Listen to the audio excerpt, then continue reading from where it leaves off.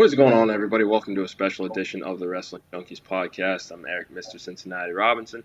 As always, I'm joined by the podcast dad himself, Chris Hoops. Hoops, how you feeling today, man? Good morning, good morning, good morning. It is time to do my favorite thing that we do, and let's talk to an actual real life wrestler. So don't let me talk too much. Absolutely. Our next guest is an Irish standout that has wrestled all over the world and is a self-professed international man of mystery. Everybody, welcome to his world tour in 2024. Jack Moody, how are you, man? I'm very well. Thank you, Eric. Thank you, Chris, for having me. Sorry to hear you're under the weather, Chris, but glad you could make it today. Wouldn't miss it for the world. Yeah, so let's get right on into it. So here at the Wrestling Junkies podcast, we believe that wrestlers are superheroes, and every superhero's got an origin story. So, Jack, tell us some of your earliest memories of professional wrestling. Oh, yeah, very early. Some of my earliest memories in life are wrestling related. Yeah, probably around the age of 7 or 8. I mean, you hear this a lot with wrestlers. It's like 6 to 7 to 8 seems to be like a key point when if you discover wrestling around that time, it's likely that it will stick with you for life, and that has been the case for me. I'm very much a kid of the Attitude Era, totally transfixed by what I'm seeing on the screen. It's just so stimulating and entertaining and magical to a child. And unlike many of my contemporaries growing up, it never really left my being. It was just always a part of my life, and you get to a point where you either stay a fan or you try it out. And the kind of post-pandemic life, when I reflect on what my pre-pandemic life was and my post-pandemic life, they're very different because I kind of emerged from the pandemic with a kind of a plan to change things for the better. And one of those key changes was to give pro wrestling a shot and give it everything I had, because kind of reflecting during the pandemic on what my work life was like and what the outlook was like if I was to stay in that industry. And it was more a case of I have to alter things, and pro wrestling was an amazing outlet, creative outlet for me to pursue. So yeah, pretty much September 21, the world is opening up, and there's a 10-week beginner's course in the Fight Factory in Dublin. It was an ideal starting point for me, and since then I've been very lucky, very fortunate to have wrestled in 6 different countries. I've got 2 more to add to the list in the next month or so, and just keeping the show on the road, trying to stay injury free, and very much enjoying it. Nice. Yeah. So you said growing up watching, who were some of your favorites while you were growing up, and then like how did they influence what you do in the ring now? It's funny. So I would say I would have 2 schools of thought on wrestling. Like, there was the entertainment aspect that I was obviously gravitated towards as a child: Stone Cold, Rock, Mankind, Rob Van Dam.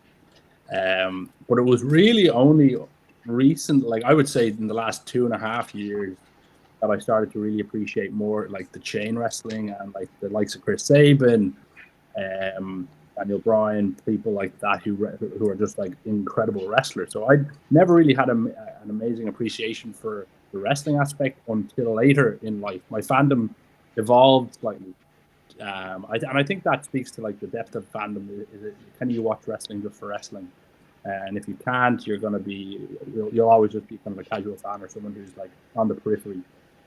So I would say early stages of my wrestling fandom is more about like who are the main, bigger, larger than life characters, and that'd be Stone Cold, Rock, even RVD, who was kind of presented in a unique fashion in the early 2000s. Someone I would have had great admiration for. But whereas now I'm, like studying videos of Chris Sabin on a routine basis and just trying to emulate those type of techniques and sequences that he pulls off. So it's funny to reflect on that. Like, if you had shown me a chain wrestling match when I was 10, 11, like this, it wouldn't hit like it does now. So it's been very much kind of treating it like an academic study now, as opposed to being infatuated with the characters. So that's been my evolution. Wonderful. So as you transitioned into the in-ring training, you're a trainee of LJ Cleary. What attributes in him influenced you to train with him? Well, he was one of the top coaches in Fight Factory, so it was inevitable that our paths would meet. And he's just a really great guy. Like, he's a really good friend of mine too, as well as being one of the most influential trainers I've had the pleasure of working with. So it's he's just got a really good attitude on life, which is kind of infectious. Like, everyone who trains with him, he's like just kind of oozes positivity. So he's just great to be around, and also he's just extremely highly skilled in the ring, and he's a great coach too. So I've been very fortunate to have worked kind of like one-on-one with him a lot, and he's like super patient. Like I would come to him with a bunch of different clips that I want to practice, and we'd be there for 2 hours practicing them until I have them down. So yeah, I think we both share an appreciation for that style of wrestling. Like, just yesterday we were talking about the Bryan Danielson, Zack Sabre Jr. match, and I mean that those kind of matches would be huge inspiration to both of us in terms of like what we can do in the ring, and he's doing so well in Japan at the moment, so it's really great to see. But yeah, it's just that style is I would say underrepresented globally. Like, when I've been in the States, it's not as common as it is here in the UK or Ireland. In the UK, like, I think the British style has always been kind of a more catch can, whereas in the US it's character, bodybuilder, that kind of style. So yeah, it's great to see the pure wrestling get its showcase on the world stage. Sure. Mm-hmm. Yeah, and that kind of leads into the next question here. You also trained at Flatbacks, operated by Tyler Breeze and Shawn Spears. Mm-hmm. What advantages do you feel like you've obtained training domestically and then training over internationally as well? Yeah, like, every coach is different. Every coach has a different perspective. They have a different value set, different set of principles by which they were trained. So the benefit, and this has always been expressed to me when I was from the early days, was train with as many different people as you can, different schools, because you will pick up different things that you just won't get in the same place. So it's like any industry or vertical or niche. The broader the exposure, your comfort zone grows. You're more comfortable in different scenarios, working with different types of people, different styles.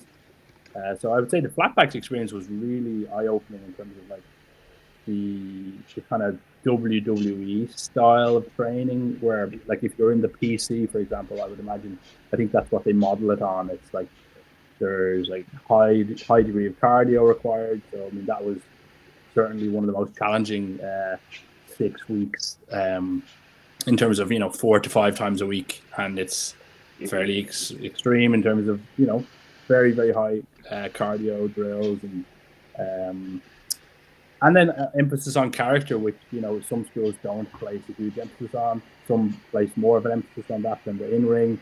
So it's just really unique to kind of hear from both of those, to be so close to them for so long, and to pick their brains, and to get their opinions on things and what I need to improve. Like, and like, those guys have made it to the absolute top, so you have to, you really have to kind of appreciate what they're telling you, and they're basing that on a knowledge base that they've built up over years working at the top level. So they know what the likes of WWE are looking for, and they're very good at kind of parlaying that to their students.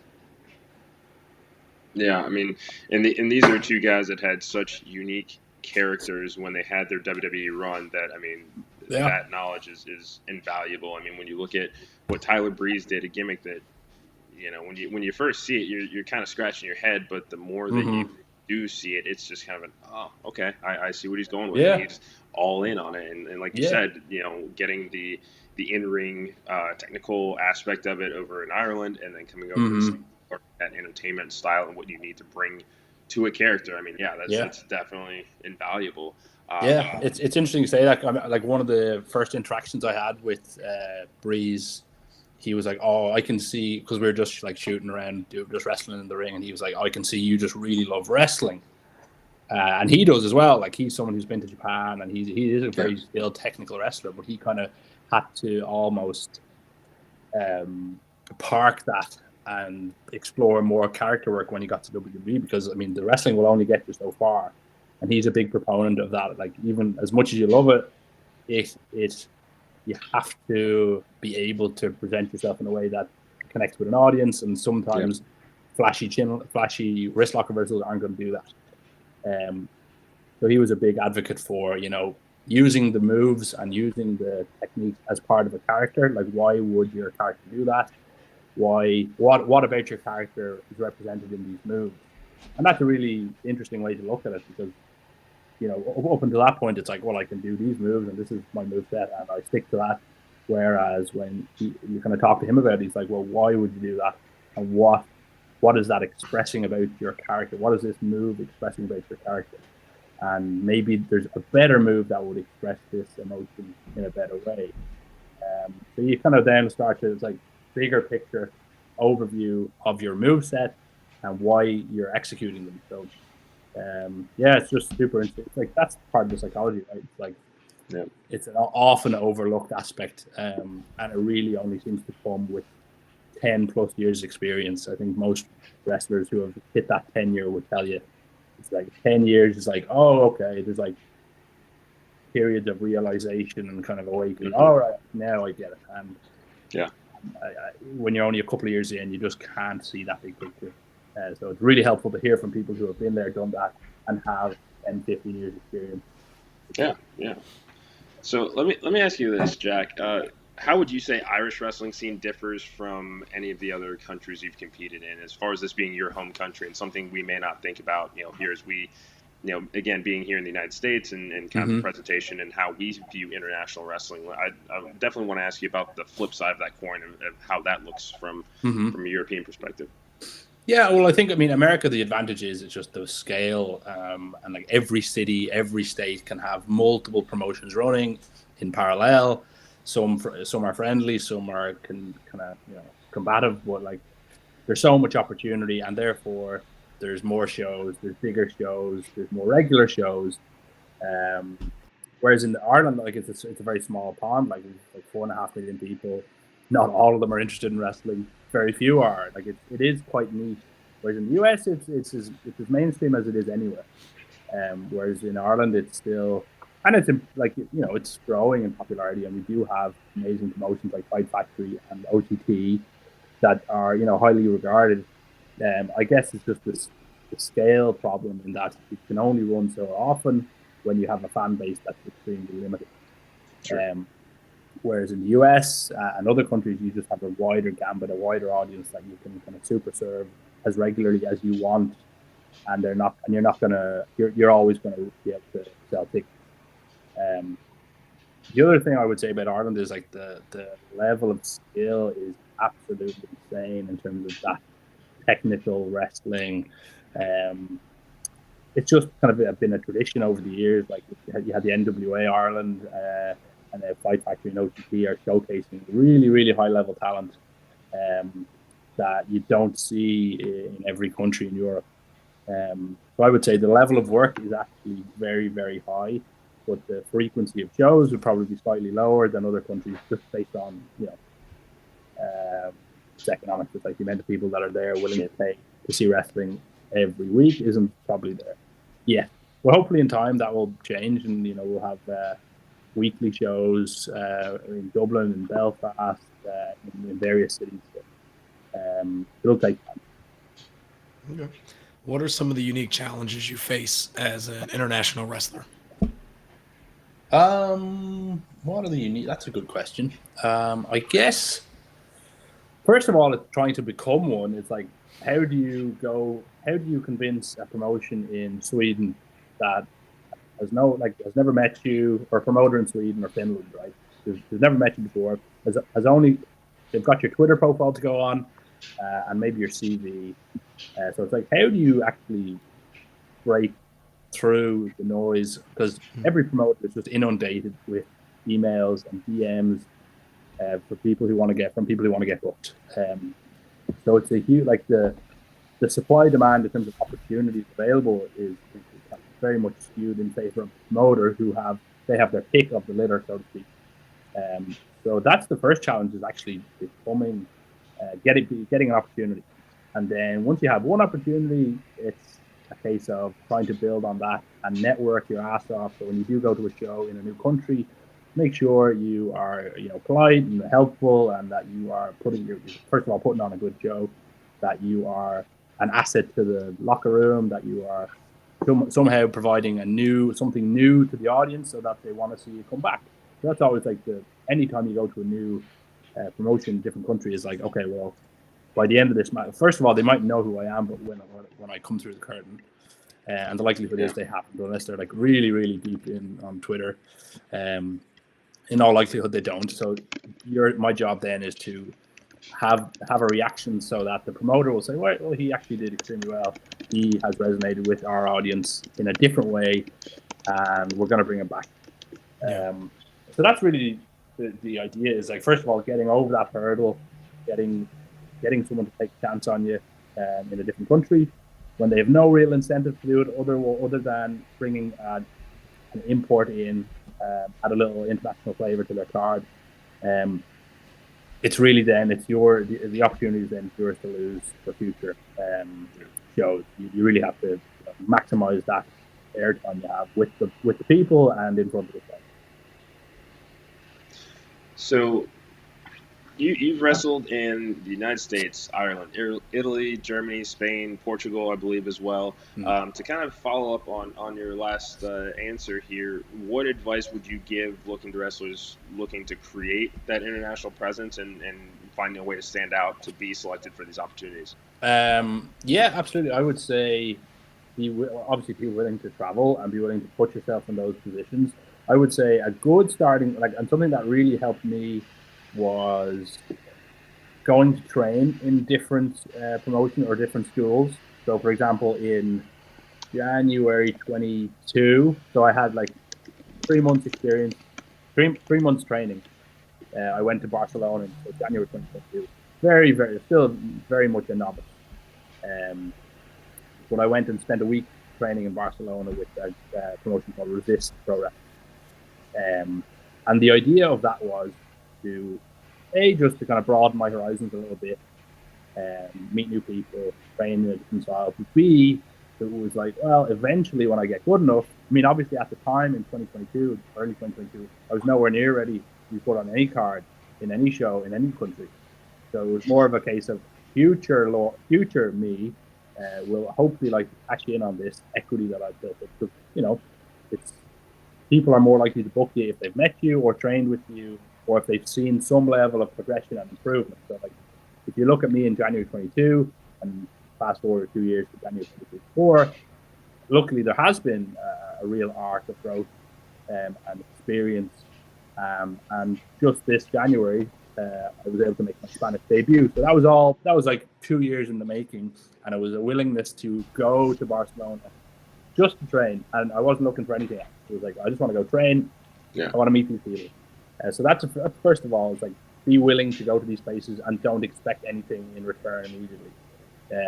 So that was like a 2-year journey of like, go there in 2022 and then return as a wrestler on a show, in front of a big crowd. So that's really satisfying when that happens. Other advice I would say is just be super persistent, because you'd be amazed how often a follow-up email or approaching it from a different angle, like when you're trying to get a promoter's attention, presenting to them like why it would make sense for them to book you, what you bring to the table that someone else mightn't. It's like trying to apply for a job. I mean, it's like you can have a copy and paste style cover letter for a job application, or if you tailor it, if you put in a little bit of effort, you're more likely to get someone in HR's attention. So it's the exact same when you're dealing with promoters. It's like putting in a little bit more time and care when you're in your communication. And my background is actually communication, so hopefully probably helps a little bit.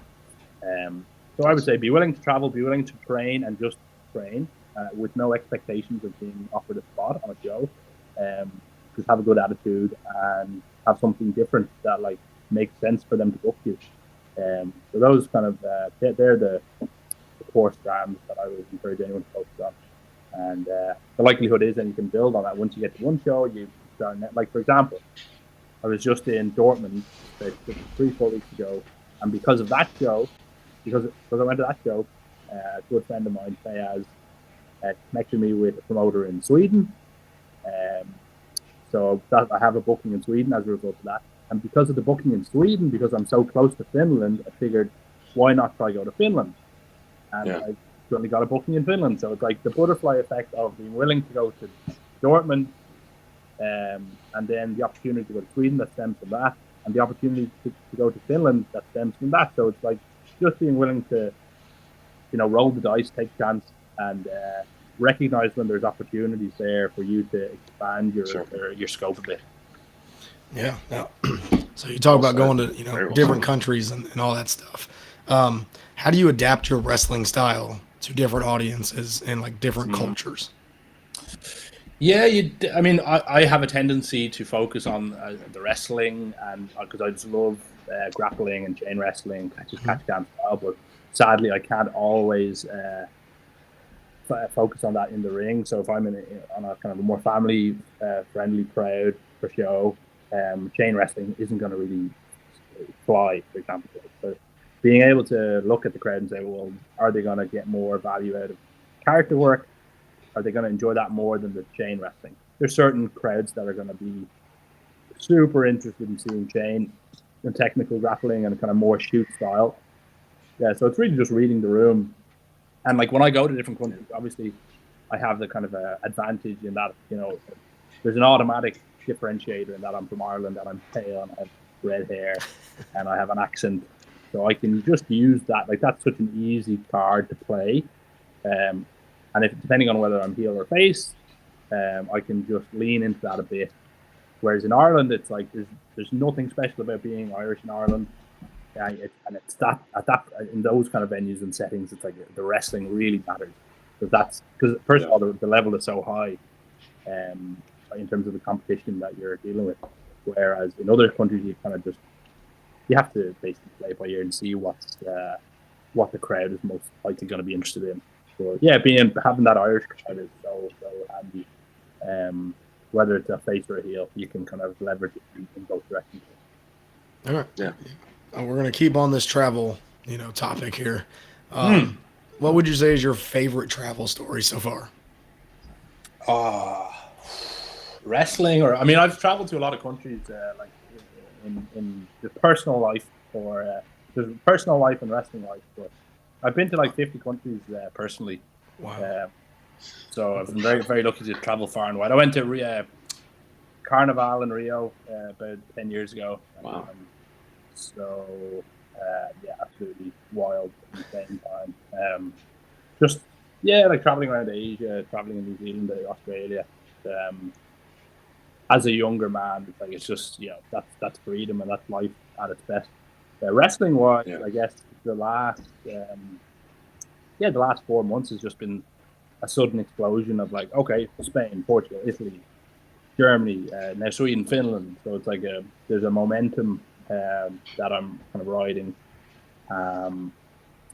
Really excited for the rest of the year and try to add to those list of countries and just keep the show rolling. I clearly have to get out more. That's 50 countries. That's awesome. I definitely need to. That the Interactive Man of Mystery is, it's just like obviously my wrestling moniker, but travel has been a huge part of my life since I would say 2013. It's basically once I developed real confidence and I was like, right, I'm gonna go travel up by myself for 9 months, and the benefit of that is just has been playing out ever since, because like once your comfort zone starts super small, and then you have a choice to then broaden it with your choices and decisions and where you bring the kind of environment you take yourself into.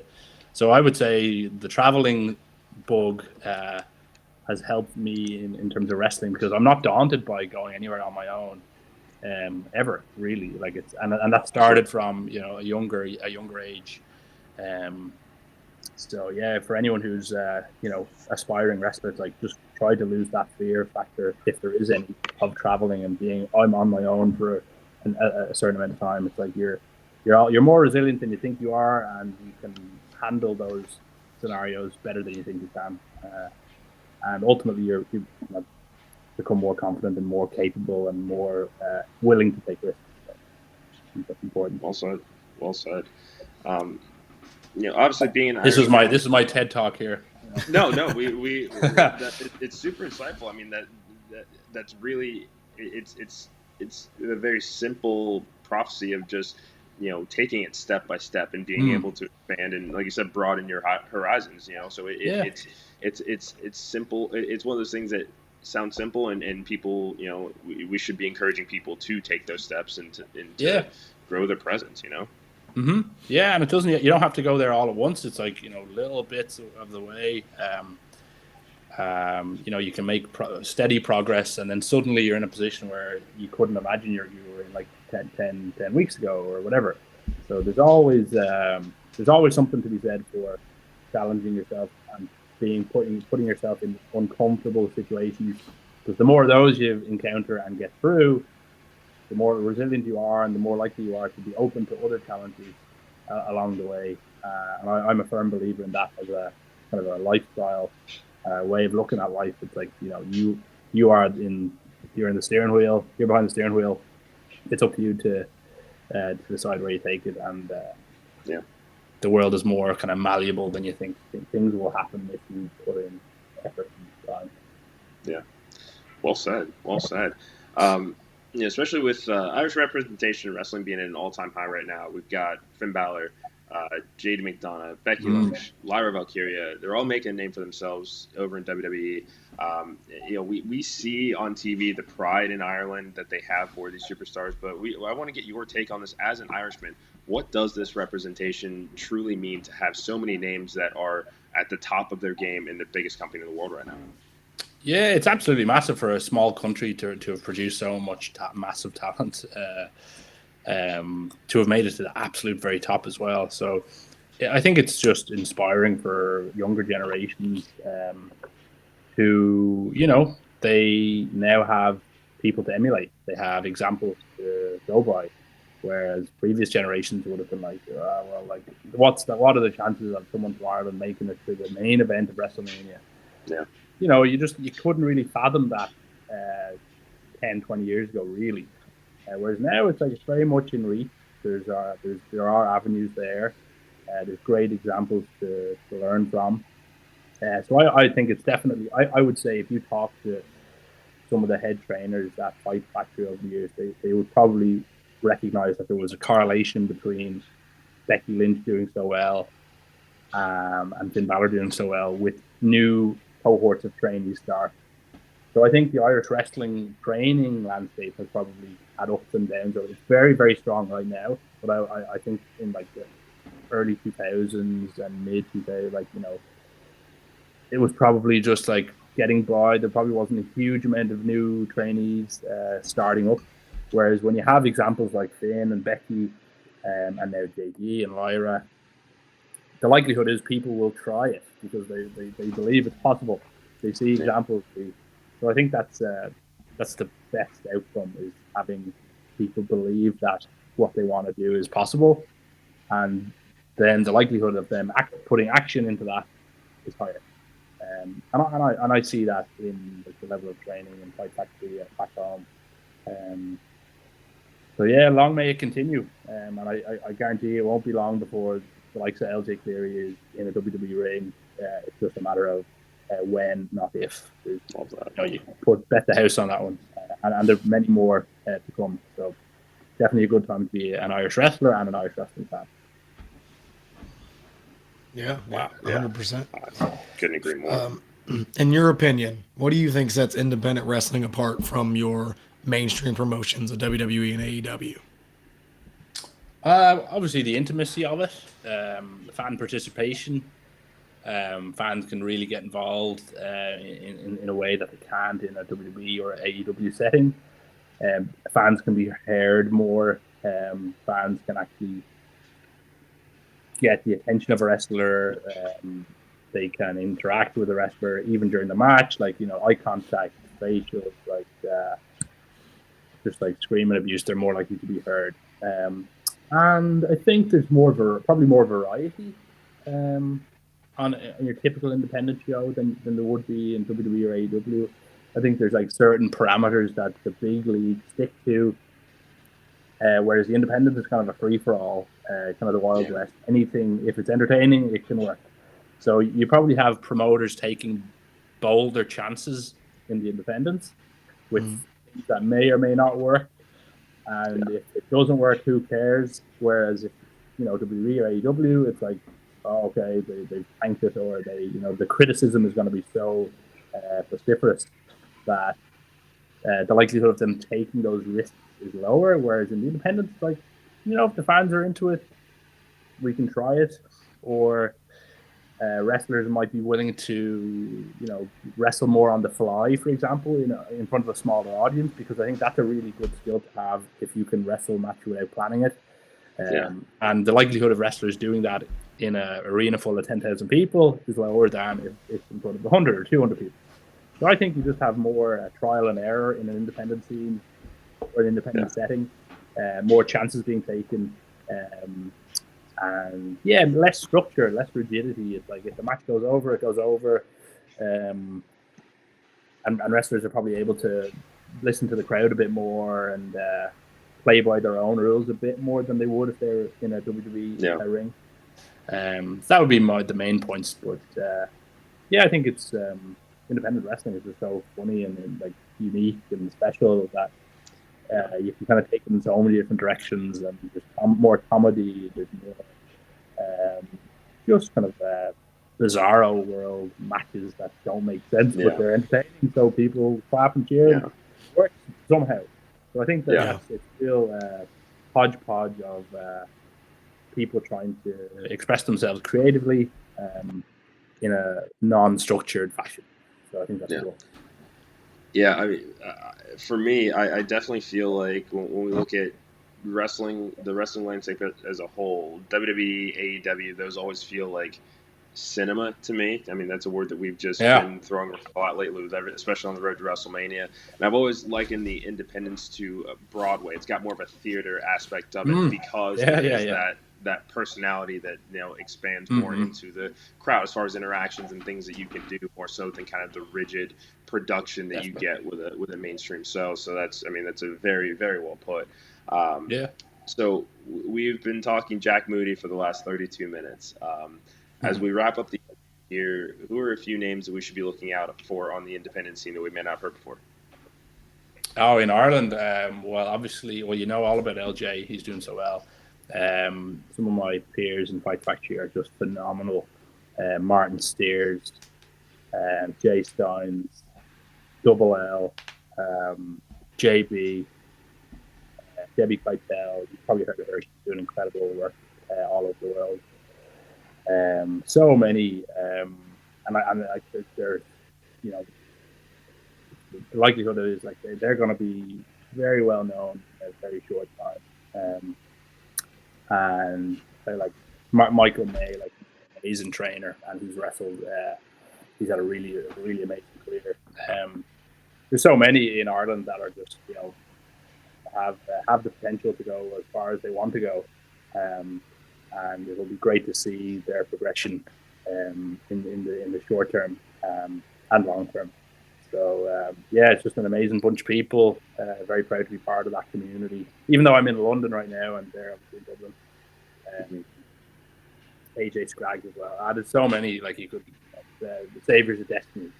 They are an bona fide trio.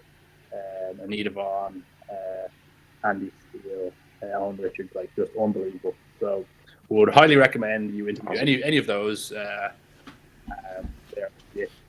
legit stars in the making. Yeah, always looking for more wrestling. Every day. Yes. Every day we're looking for more. All right, we prepped your pre-show. We have a debate on the Wrestling Junkies podcast. When you think Mr. WrestleMania, is it Shawn Michaels? Is it The Undertaker? Ooh. That's a very good. I think no pressure. The Mr. WrestleMania, it's just so synonymous with kind of both in many ways. That is a hard question to answer. You really put me in a bind. Oh God, I don't know what to say. I'm gonna say. I think I'm gonna say Shawn Michaels, to be honest. Just a showman. That's what Mr. WrestleMania. Like, I think if you had said, if you had phrased it slightly different, Chris, you might have been the happier of the two. I think when you say Mr. WrestleMania, there's a certain grandiose, there's a certain standard, there's a certain personality that's attributed to that. That obviously The Undertaker is an absolute legend of WrestleMania, a pillar of that event. But I think when you phrase it like Mr. WrestleMania, I think I lean towards HBK and the breadth of work he has at that event. The fact that he ended his career I mean, he did come back, but let's just pretend he didn't come back. We don't. As a wrestling community, we have all forgotten about that. So. Purge, that never happened. Yeah, never happened. So yeah, that would be my. I had to deliberate on it, but I think it's.